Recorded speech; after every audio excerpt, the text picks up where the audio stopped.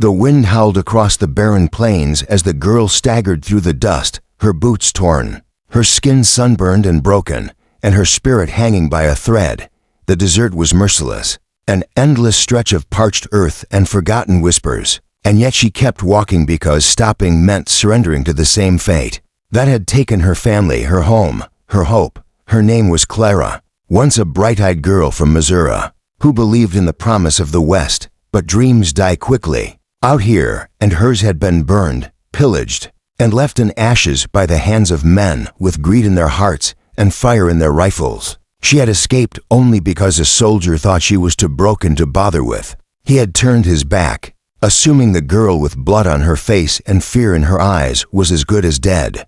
But Clara had survived, and now, 5 days later, she was little more than a ghost in the sand, collapsing in the shadow of a solitary ridge, where the winds whispered secrets in a language she couldn't understand. When she opened her eyes, the face she saw above her wasn't what she expected.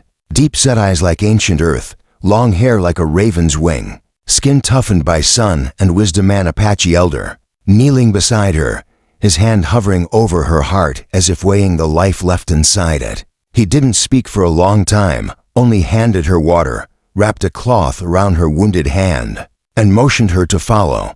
Clara could barely stand, but something in his gaze pulled her forward. For days, she stayed in the small Apache camp, hidden between canyon walls, where no maps could reach and time didn't seem to exist. The people there didn't ask her name, didn't question her silence, didn't treat her like the fragile, broken thing she felt she had become.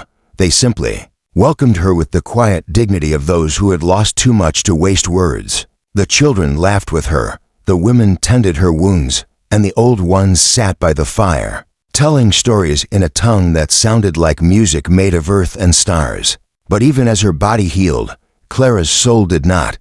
The nights were worst when the fire died low and memories came alive. Screams, gunshots, the smell of burning timber, her mother's last breath. One night, she sat by the fire across from the elder who had found her.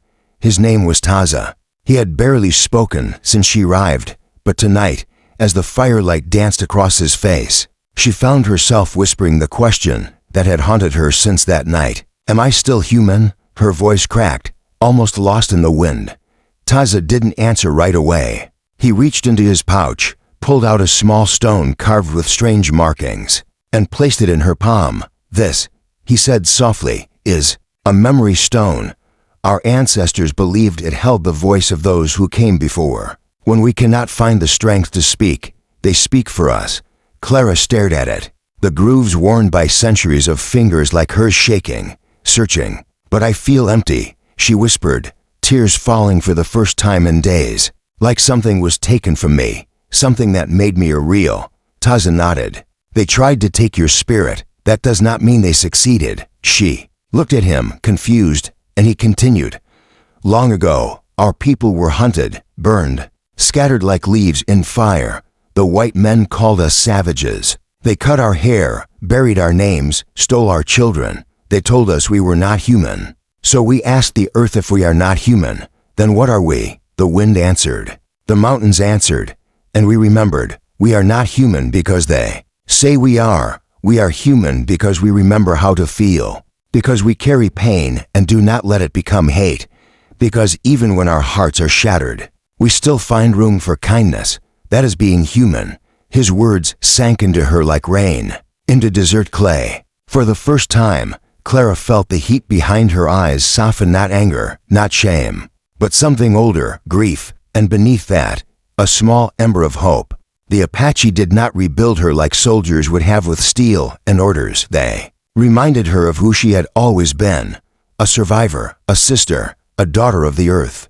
In the weeks that followed, Clara learned their ways not out of necessity, but out of respect. She watched Taza teach the children to track with bare feet, how to listen to the silence, how to speak without words. One morning, she stood alone at the ridge where he had found her. She no longer flinched at the wind, or the sun, or the memories. They were part of her now, woven into her like scars into skin. When Taza joined her, she asked him why he had helped her. Because someone helped me once, he said, and because you reminded me of my daughter. Clara looked up, Where is she now? Taza looked to the horizon, eyes distant. Gone. But she lives in the wind. And now, so will you. As the sun rose, Clara took off the last piece of her old self, her torn, blood-stained blouse, and laid it on the rock. She walked back to the village wearing the clothes they had given her, carrying the stone he had placed in her hand. She wasn't trying to forget. She was learning to carry it. The world would never be the same, but neither would she. And when she left the village weeks later, riding a painted horse and carrying the stories they'd gifted her, Clara wasn't running from the past.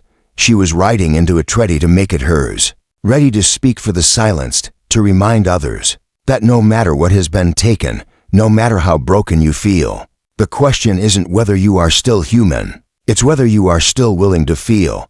And if you are, then no pain, no war, no hatred can take that from you.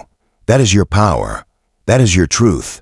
And if this story touched your heart, if you felt even a flicker of what Clara carried through the desert, then I invite you to subscribe to the channel.